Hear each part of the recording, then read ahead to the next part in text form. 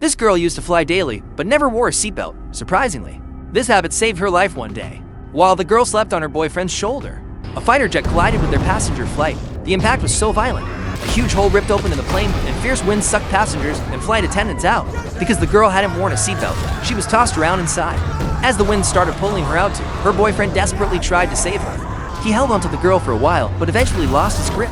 He somehow saved himself by grabbing a nearby seat, but the girl started falling with the broken off section of the plane. At that very moment, for the first time, he fastened his seatbelt, praying in his heart for a miracle. When the plane was just a few meters from the ground, its falling speed slowed slightly, and after a few seconds, it crashed, but luckily, she survived. Regaining consciousness, she found herself in a dense forest, a piece of metal stuck in her leg. She knew she had to remove it, but trying brought sharp pain. Still, gathering courage, she tried again and finally pulled it out.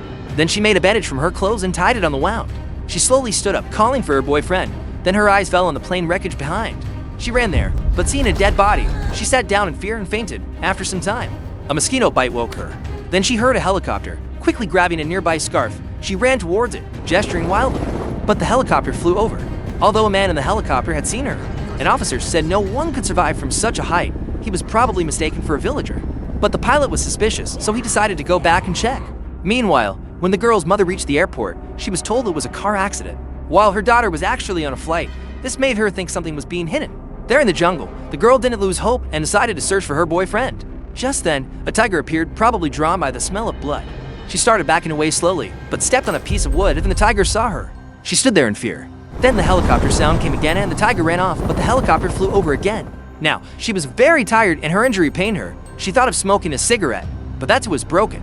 Feeling a bit sad, she looked at nearby wood, thinking she remembered the flight path was east, and her boyfriend was in the front part of the plane. She estimated the direction with a silver pin and cloth, drank some water, and fixed her shoes for easier walking.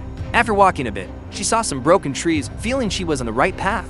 But then she slipped into mud and struggled to get out. After this, she fell again and had to crawl on her knees. After a long time, when she somehow reached the top, the same tiger was in front of her again. She tried to run, but the tiger started chasing her.